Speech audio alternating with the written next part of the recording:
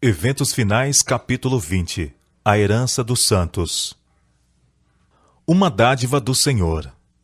Cristo, só Cristo e sua justiça obterão para nós um passaporte ao céu. O coração orgulhoso esforça-se por alcançar a salvação, mas tanto nosso título ao céu como nossa idoneidade para ele encontram-se na justiça de Cristo. Para fazermos parte da família celestial, Cristo tornou-se membro da família humana. Melhor do que um título para o mais nobre palácio da terra é o título para as mansões que nosso Senhor foi preparar. E melhor que todas as palavras de louvor terreno serão as do Salvador aos servos fiéis. Vinde benditos de meu Pai.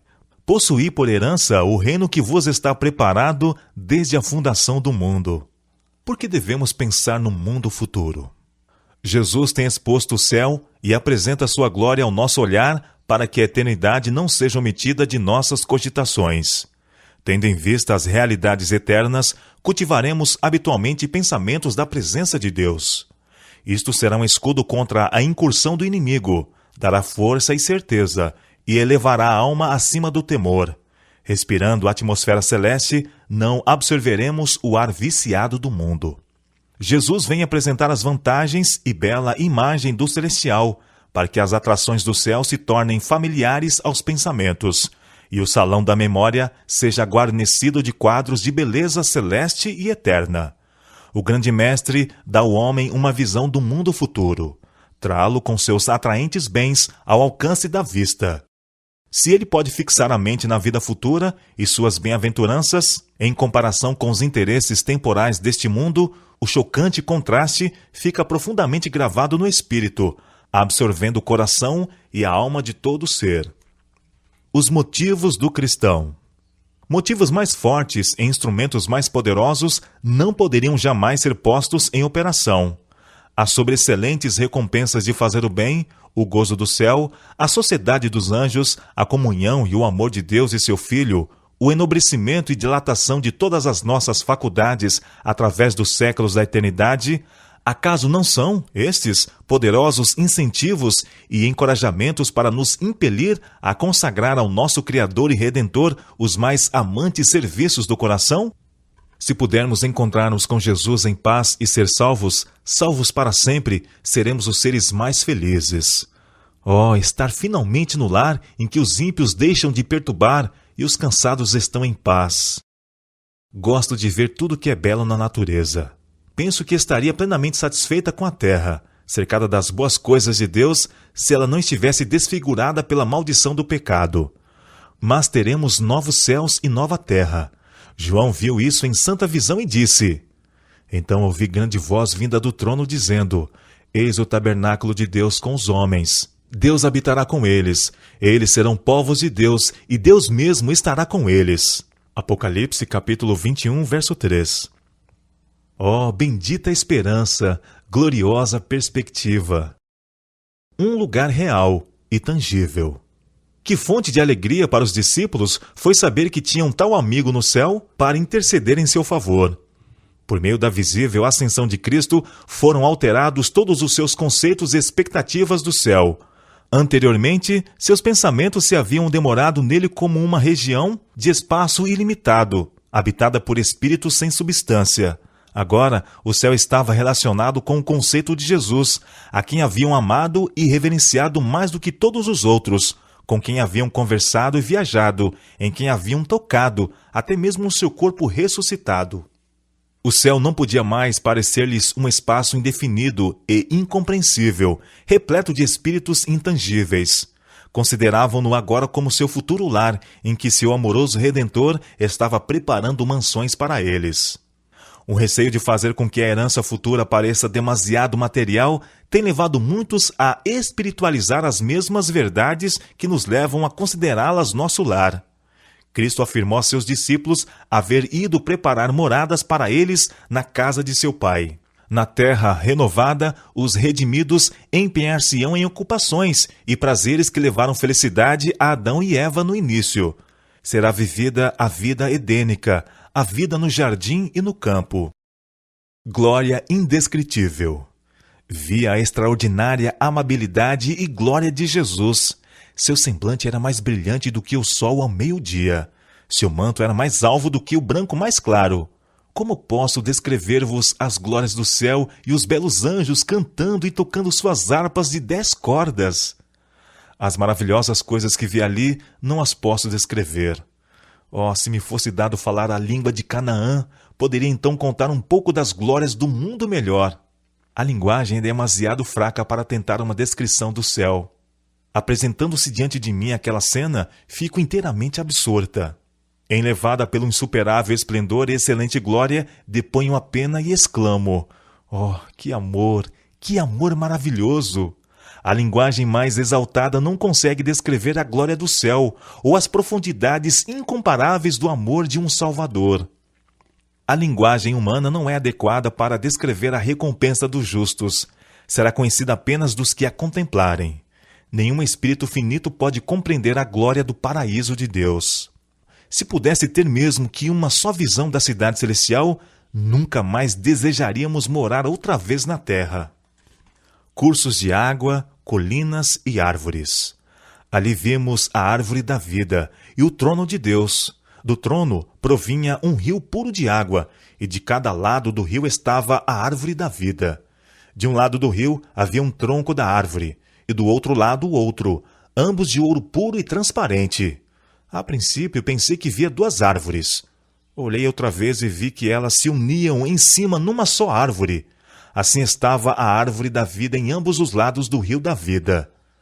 Seus ramos curvaram-se até o lugar em que nos achávamos, e seu fruto era esplêndido, tinha um aspecto de ouro, de mistura com prata. Existem torrentes sempre a fluir, claras como cristal, e ao lado delas, árvores ondeantes projetam sua sombra sobre as veredas preparadas para os resgatados do Senhor. Ali, as extensas planícies avultam em colinas de beleza, e as montanhas de Deus erguem seus altivos píncaros. Nessas pacíficas planícies, ao lado daquelas correntes vivas, o povo de Deus, durante tanto tempo peregrino e errante, encontrará um lar. Flores, frutos e animais. Vi outro campo, repleto de todas as espécies de flores, e quando as apanhei, exclamei: elas nunca murcharão. Em seguida vi um campo de relva alta, cujo belíssimo aspecto causava admiração. Era uma vegetação viva e tinha reflexo de prata e ouro quando magnificamente se agitava para a glória do Rei Jesus. Entramos então num campo cheio de todas as espécies de animais. O leão, o cordeiro, o leopardo, o lobo, todos juntos em perfeita união. Passamos pelo meio deles e pacificamente nos acompanharam. Dali entramos num bosque, não como os escuros bosques que aqui temos. Não, absolutamente, mas claro e por toda parte glorioso. Os ramos das árvores agitavam-se de um para outro lado, e todos exclamamos: moraremos com segurança na solidão e dormiremos nos bosques. Atravessamos os bosques, pois estávamos a caminho do Monte Sião. Estava sobre o monte um belo templo. Para embelezar o lugar, havia em redor do templo todas as espécies de árvores: o bucho, o pinheiro, o cipreste, a oliveira, a murta, a romanceira e a figueira, curvada ao peso de seus figos maduros, embelezavam aquele local.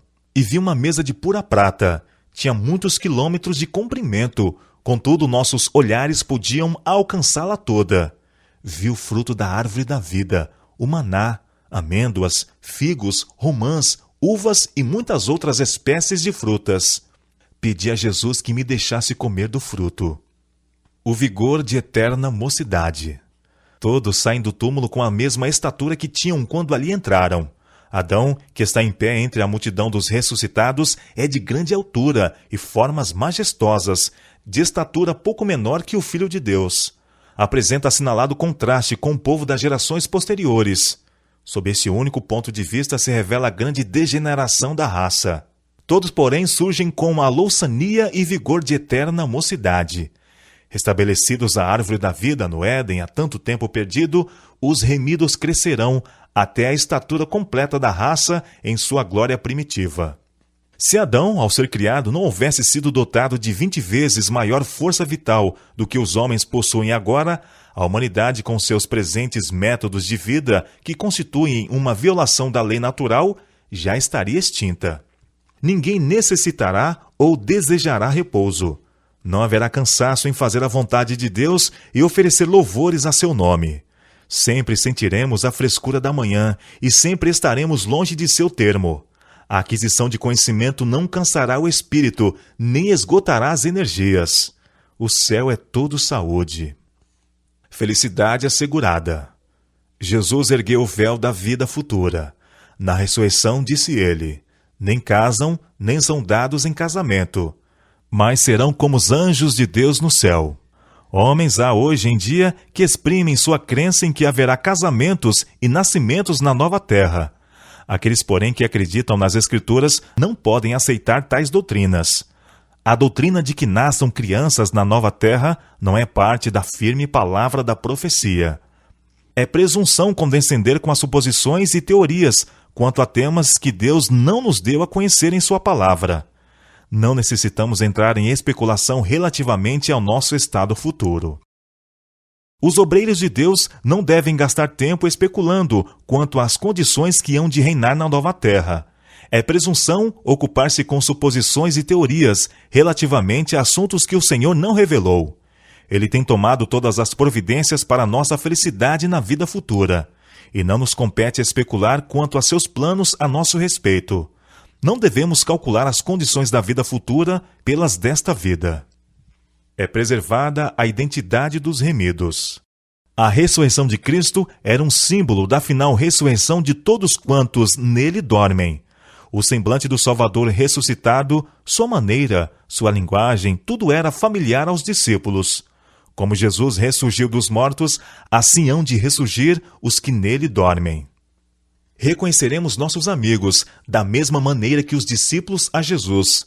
Talvez haja sido deformados, doentes, desfigurados nesta vida mortal, ressurgindo em plena saúde e formosura.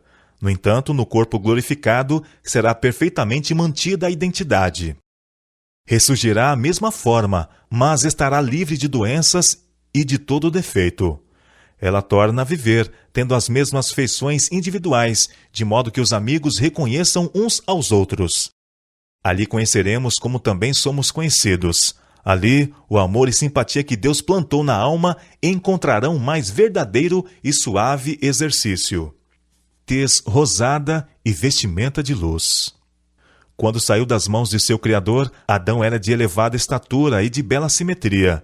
Era mais de 2 vezes mais alto do que os homens que agora vivem na terra, e bem proporcionado. Suas feições eram perfeitas e belas. Sua tez não era branca nem pálida, mas rosada, brilhando com o precioso matiz da saúde. Eva não era tão alta como Adão. Sua cabeça chegava-lhe um pouco acima dos ombros. Ela também era nobre, de perfeita simetria e muito bela. Esse casal que não tinha pecados não fazia uso de vestes artificiais. Estavam revestidos de uma cobertura de luz e glória, tal como a usam os anjos. Enquanto viveram em obediência a Deus, esta veste de luz continuou a envolvê-los. A alegria de ver nossa família no céu. A cada lado do portão, vemos uma comitiva de anjos, e ao por ele passarmos, Jesus diz: Vinde, benditos de meu Pai, possuí por herança o reino que vos está preparado desde a fundação do mundo.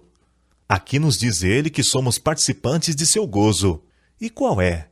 É o gozo de ver o trabalho de vossa alma, pais. É o gozo de ver que os vossos esforços, mães, foram recompensados. Aí estão os vossos filhos, a coroa da vida está sobre suas cabeças. O maior dom de Deus é Cristo, cuja vida é nossa, pois nos foi dada. Ele morreu por nós e ressuscitou em nosso favor, a fim de que pudéssemos sair da sepultura para um glorioso companheirismo com os anjos celestiais, encontrar-nos com os nossos entes queridos e reconhecer-lhes a fisionomia, pois a semelhança com Cristo não destrói sua imagem, mas a transforma à gloriosa imagem dele. Todos os santos ligados aqui por laços familiares conhecerão ali uns aos outros. A salvação de criancinhas e de imbecis. Ao surgirem os pequenos, imortais de seu leito poento, imediatamente seguirão caminho, voando, para os braços maternos. Reencontrar-se-ão para nunca mais se separarem. Muitos dos pequeninos, porém, não terão mãe ali. Em vão nos pomos à escuta do arrebatador cântico de triunfo por parte da mãe. Os anjos acolherão os pequeninos sem mãe e os conduzirão para junto da árvore da vida. Alguns têm perguntado se os filhinhos, mesmo de pais que creem, hão de ser salvos, pois não tiveram nenhuma prova de caráter, e todos precisam ser provados, e seu caráter tem de ser determinado pela prova. É feita a pergunta: como podem as criancinhas ter este teste e prova? Respondo que a fé dos pais que creem protege os filhos, como sucedeu quando Deus enviou seus juízos sobre os primogênitos dos egípcios. Não podemos dizer se todos os filhos de pais descrentes serão salvos, porque Deus não tornou conhecido o seu propósito a respeito desse assunto, e convém que o deixemos onde Deus o deixou, e que nos demoremos em assuntos elucidados em sua palavra. Quanto ao caso de A, vós o encarais como é agora, e deplorais sua simplicidade. Ele não tem consciência do pecado. A graça de Deus removerá toda essa imbecilidade hereditária e transmitida, e ele terá uma herança entre os santos na luz. A vós o Senhor concedeu santidade mental. Pelo que diz respeito à faculdade do raciocínio, A é uma criança, mas possui também a submissão e a obediência de uma criança. Homenagem às mães fiéis. Quando se assentar o juízo e os livros forem abertos, quando o bem-estar do grande juiz for pronunciado e a coroa de glória imortal colocada na fronte do vencedor, muitos erguerão essas coroas à vista do universo reunido e, indicando sua mãe, dirão: ela me fez tudo quanto sou, mediante a graça de Deus. Seus ensinos, suas orações foram abençoados quanto à minha salvação eterna. Os anjos de Deus imortalizam o nome das mães cujos esforços ganharam os filhos para Jesus Cristo.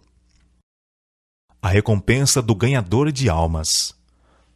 Quando os redimidos estiverem perante Deus, responderão ao chamado preciosas almas que ali estão por causa dos fervorosos e perseverantes esforços feitos em seu benefício, e das súplicas em intensa persuasão para que fujam para a fortaleza. Dessa forma, os que neste mundo têm estado a cooperar com Deus receberão a sua recompensa. Quando os portais daquela linda cidade lá do alto se revolverem nos seus luzentes gonzos e nela entrarem as hostes que observaram a verdade, coroas de glória ser-lhes-ão colocadas sobre a cabeça, e eles atribuirão a Deus honra, glória e majestade. E naquela ocasião alguns se aproximarão de vós, dizendo: não fossem as palavras que me proferistes bondosamente, não fossem vossas lágrimas, súplicas e diligentes esforços, e eu nunca teria visto o rei na sua formosura.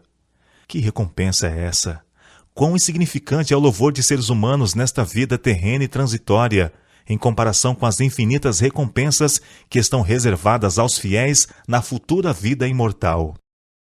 Nossos traços de caráter não se alterarão. Se quereis ser santos no céu, precisais ser primeiro santos na terra. Os traços de caráter que acalentais na vida não serão modificados pela morte ou pela ressurreição. Saireis da sepultura com a mesma disposição que manifestastes em vosso lar e na sociedade. Jesus não altera o caráter em sua vinda. A obra de transformação tem de ser efetuada agora. Nossa vida diária está determinando o nosso destino. Precisamos arrepender-nos dos defeitos de caráter, vencê-los pela graça de Cristo e formar um caráter simétrico nesse período de prova, a fim de que sejamos habilitados para as mansões lá do alto. A calma e afetuosa atmosfera do céu. A paz e a harmonia das cortes celestiais não serão perturbadas pela presença de alguém que seja rude ou indelicado. No céu tudo é nobre e elevado. Todos buscam o bem e a felicidade dos outros. Ninguém se importa e preocupa consigo mesmo. A principal alegria de todos os seres santos é ver a alegria e a felicidade dos que se encontram em seu redor. Parecia-me estar ali onde tudo era paz, aonde não podiam chegar os turbulentos conflitos terrestres. O céu, um reino de justiça em que se congregam todos os santos, puros e bem-aventurados, milhares e milhões de milhões, vivendo e andando em ditosa e pura intimidade, louvando a Deus e ao Cordeiro assentado sobre o trono. Suas vozes estavam em perfeita harmonia. Eles nunca fazem algum mal uns aos outros. Príncipes do céu, os potentados desse vasto domínio apenas são rivais no bem, buscando a felicidade e a alegria uns dos outros. O maior ali é o menor no amor próprio, e o menor é o maior em sua gratidão e profundidade. Ali não há tétricos erros para obscurecer o intelecto.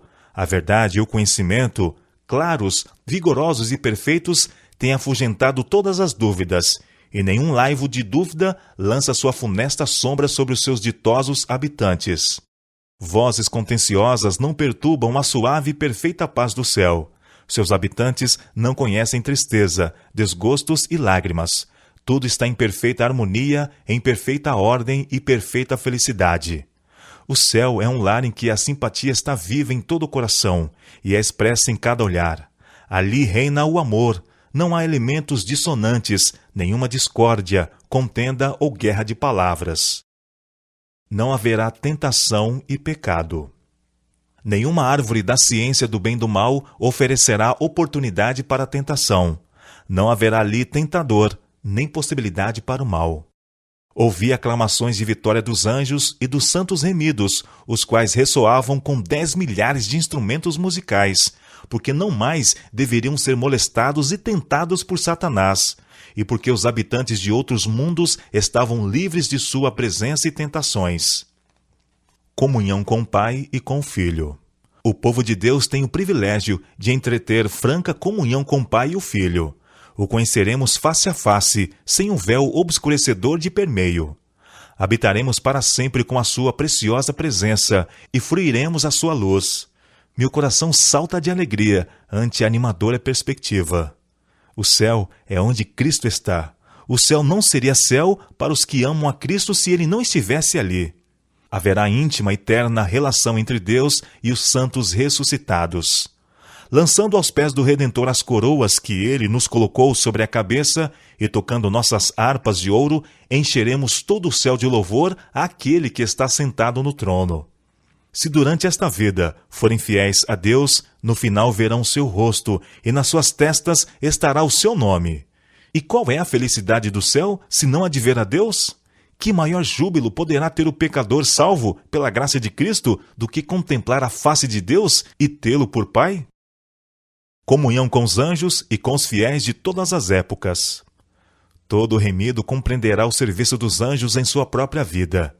Que maravilha será entreter conversa com um anjo que foi a sua guarda desde os seus primeiros momentos, que lhe vigiou os passos e cobriu a cabeça no dia de perigo, que com ele esteve no vale da sombra da morte, que assinalou o seu lugar de repouso, que foi o primeiro a saudá-lo na manhã da ressurreição e dele aprender a história da interposição divina na vida individual e da cooperação celeste em toda a obra em prol da humanidade.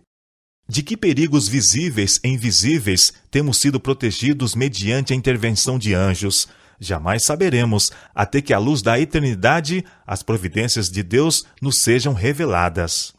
O amor e simpatias que o próprio Deus plantou na alma encontrarão ali o mais verdadeiro suave exercício. A comunhão pura com os seres santos, a vida social harmoniosa com os bem-aventurados anjos e com os fiéis de todos os tempos, que levaram suas vestes e as branquearam no sangue do Cordeiro, os sagrados laços que reúnem toda a família no céu e na terra, tudo isto concorre para constituir a felicidade dos remidos. Dando testemunho a seres não caídos. O Filho do Homem não veio para ser servido, mas para servir. A obra de Cristo neste mundo é sua obra nos céus, e a nossa recompensa por trabalhar com Ele neste mundo será o maior poder e mais amplo privilégio de com Ele trabalhar no mundo vindouro. Vós sois as minhas testemunhas, diz Deus. Eu sou Deus. Isso também seremos na eternidade. Para que foi permitido continuar o grande conflito através dos séculos? Por que foi que se não eliminou a existência de Satanás no início de sua rebelião? Foi para que o universo se pudesse convencer da justiça de Deus a tratar com mal e para que o pecado pudesse receber condenação eterna. No plano da salvação, há sumidades e profundezas que a própria eternidade jamais poderá compreender completamente. Maravilhas para as quais os anjos desejam atentar. Apenas os remidos, dentre todos os seres criados, conheceram em sua própria experiência o conflito com o pecado. Trabalharam com Cristo e, conforme os mesmos anjos não poderiam fazer, associaram-se em seus sofrimentos. Não terão eles qualquer testemunho quanto à ciência da redenção? algo que seja de valor para os seres não caídos? Louvando a Deus com majestosa e melodiosa música. Haverá ali música e cânticos que ouvidos mortais jamais ouviram, nem o espírito humano concebeu.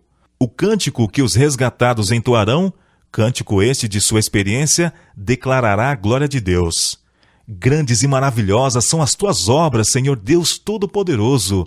Justos e verdadeiros são os teus caminhos, ó Rei dos Santos. Quem te não temerá, ó Senhor, e não magnificará o teu nome? Porque só tu és santo. Há um anjo que dirige sempre, o qual toca primeiro a harpa a fim de dar o tom. Depois todos se ajuntam na majestosa e perfeita música do céu. Ela é indescritível.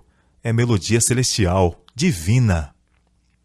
Não como varão de dores, mas como glorioso e triunfante rei, estará Cristo sobre o Monte das Oliveiras, enquanto as aleluias dos hebreus se misturarão com as hosanas dos gentios, e as vozes dos remidos, qual poderosa hoste, hão de avolumar-se na aclamação. Coroai-o, Senhor de todos!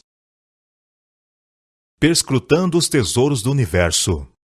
Ali, quando for removido o véu que obscurece a nossa visão e nossos olhos contemplarem aquele mundo de beleza, de que ora apanhamos lampejos pelo microscópio, quando olharmos as glórias dos céus hoje esquadrinhadas de longe pelo telescópio, quando removida a mácula do pecado, a terra toda aparecer na beleza do Senhor nosso Deus, que campo se abrirá ao nosso estudo? Ali o estudante da ciência poderá ler os relatórios da criação, sem divisar coisa alguma que recorde a lei do mal. Poderá escutar a melodia das vozes da natureza, e não perceberá nenhuma nota de lamento ou tristezas. Todos os tesouros do universo estarão abertos ao estudo dos filhos de Deus. Com indizível deleite, unir-nos-emos na alegria e sabedoria dos seres não caídos. Participaremos dos tesouros adquiridos através dos séculos, empregados na contemplação da obra de Deus. Livres da mortalidade, alcançarão voo incansável para os mundos distantes, mundos que fremiram de tristeza ante o espetáculo da desgraça humana e ressoaram com cânticos de alegria ao ouvir as novas de uma alma resgatada. Com visão desanuviada, olham para a glória da criação, acham-se sóis, estrelas e sistemas planetários, todos na sua indicada ordem, a circular em redor do trono da divindade. Em todas as coisas, desde a mínima até a maior, está escrito o nome do Criador, e em todas se manifestam as riquezas de seu poder. Revendo a história sagrada. A hoste dos remidos irá de um mundo a outro, e grande parte de seu tempo será empregada em perscrutar os mistérios da redenção. Através dos séculos infinitos, o tema da redenção ocupará o coração, mente e língua dos remidos. Eles compreenderão as verdades que Cristo almejava abrir a seus discípulos e para cuja assimilação, porém, não tinham suficiente fé. Sempre e sempre nos serão reveladas novas visões da perfeição e glória de Cristo. Através dos séculos eternos, o fiel pai de família tirará de seu tesouro coisas novas e velhas. Então se revelará diante dele o decurso do grande conflito que teve sua origem antes que começasse o tempo e terminasse apenas quando este cessar. A história do início do pecado, da fatal falsidade em sua ação sinuosa, da verdade, que não se desviando das suas próprias linhas retas, se defrontou com o erro e o venceu? Sim, tudo isto será manifesto. O véu que se interpõe entre o mundo visível e o invisível será removido e reveladas coisas maravilhosas. Posto que os pesares, dores e tentações da terra estejam terminados e removidas suas causas, sempre terá o povo de Deus um conhecimento distinto, inteligente do que custou a sua salvação. Nosso Redentor sempre levará os sinais de sua crucifixão. Em sua fronte ferida, em seu lado, em suas mãos e pés, estão os únicos vestígios da obra cruel que o pecado efetuou. As perplexidades da vida elucidadas. Todas as perplexidades da vida serão então explicadas. Onde para nós apareciam apenas confusão e decepção, propósitos frustrados e planos subvertidos, ver-se-á um propósito grandioso, predominante, vitorioso, uma harmonia divina. Ali Jesus nos levará para bem perto da viva corrente que flui do trono de Deus e nos explicará as misteriosas providências pelas quais nos conduziu neste mundo, a fim de aprimorar-nos no caráter. Tudo quanto nos tem confundido acerca das providências de Deus será esclarecido no mundo vindouro.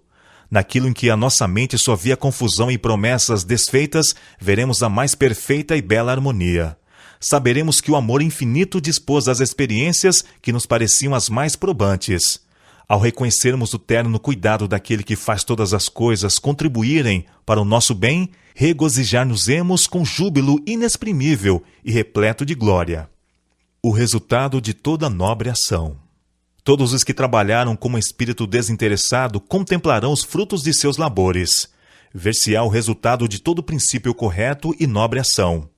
Alguma coisa disto aqui vemos, mas com pouco dos resultados dos mais nobres trabalhos deste mundo é o que se manifesta nesta vida aos que os fazem, quando labutam abnegadamente, incansavelmente por aqueles que ficam além de seu alcance e conhecimento. Pais e professores tombam em seu último sono, parecendo o trabalho de sua vida ter sido feito em vão. Não sabem que sua fidelidade descerrou fontes de bênçãos que jamais poderão deixar de fluir. Apenas pela fé, veem as crianças que educaram tornar-se uma bênção e inspiração a seus semelhantes, e essa influência repetir-se 1000 vezes mais. Muito obreiro há que envia para o mundo mensagens de alento, esperança e ânimo, palavras que levam bênçãos aos corações em todos os países. Mas, quanto aos resultados, nada sabe, afadigando-se ele em solidão e obscuridade. Assim se concedem dons, aliviam-se cargas, faz-se trabalho. Os homens lançam a semente, da qual, sobre as suas sepulturas, outros recolhem a abençoada messe. Plantam árvores para que outros comam o fruto. Aqui estão contentes, por saberem que puseram em atividade forças para promover o bem. No além serão vistas a ação e reação de todas estas forças. Nosso gozo aumentará continuamente. Há no plano da redenção mistérios. A humilhação do Filho de Deus, o ser achado em forma de homem, o maravilhoso amor e condescendência do Pai ao entregar seu Filho, que são para os anjos celestiais motivo de contínuo assombro. E isso será o estudo dos remidos através dos séculos eternos. Ao contemplarem a obra de Deus na criação e redenção, novas verdades continuamente se lhes desdobrarão ao espírito surpreso e deleitado. À medida que vão aprendendo mais e mais da sabedoria, amor e poder de Deus, seu espírito se lhes expandirá constantemente e seu gozo aumentará continuamente. Ao transcorrerem os anos da eternidade, trarão mais e mais abundantes e gloriosas revelações de Deus e de Cristo. Assim como o conhecimento é progressivo, também o amor, a reverência e a felicidade aumentarão. Quanto mais aprendem os homens acerca de Deus, mais lhe admiram o caráter.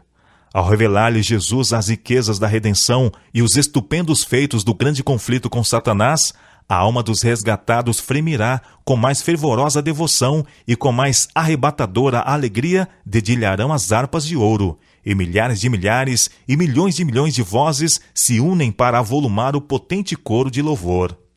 Há sempre um infinito para além. Ali toda a faculdade se desenvolverá e toda a capacidade aumentará. Os maiores empreendimentos serão levados avante, as mais altas aspirações realizadas, as maiores ambições satisfeitas, e todavia surgirão novas culminâncias a galgar, novas maravilhas a admirar, novas verdades a compreender, novos assuntos a apelarem para as forças do corpo, espírito e alma. Por mais que avancemos no conhecimento da sabedoria e do poder de Deus, há sempre um infinito para além. Todo o amor paternal que veio de geração em geração, através do coração humano, toda a fonte de ternura que se abriu na alma do homem, não passam de tênue riacho em comparação com o ilimitado oceano, quando postos ao lado do infinito, inexaurível amor de Deus. A língua não o pode exprimir, nem a pena é capaz de o descrever. Podeis meditar nele todos os dias de vossa vida. Podeis esquadrinhar diligentemente as Escrituras a fim de compreendê-lo. Podeis concitar toda a faculdade e poder a vós concedidos por Deus, no esforço de compreender o amor e a compaixão do Pai Celeste. E, todavia, existe um infinito para além. Podeis estudar por séculos esse amor, No obstante, jamais podereis compreender plenamente a extensão e a largura, a profundidade e a altura do amor de Deus em dar seu Filho para morrer pelo mundo. A própria eternidade nunca o poderá bem revelar. Todo o universo declara que Deus é amor. O grande conflito terminou. Pecado e pecadores não mais existem. O universo inteiro está purificado. Uma única palpitação de harmonioso júbilo vibra por toda a vasta criação. Daquele que tudo criou, emanam vida, luz e alegria por todos os domínios do espaço infinito. Desde o minúsculo átomo até o maior dos mundos, todas as coisas, animadas e inanimadas, em sua serena beleza e perfeito gozo, declaram que Deus é amor.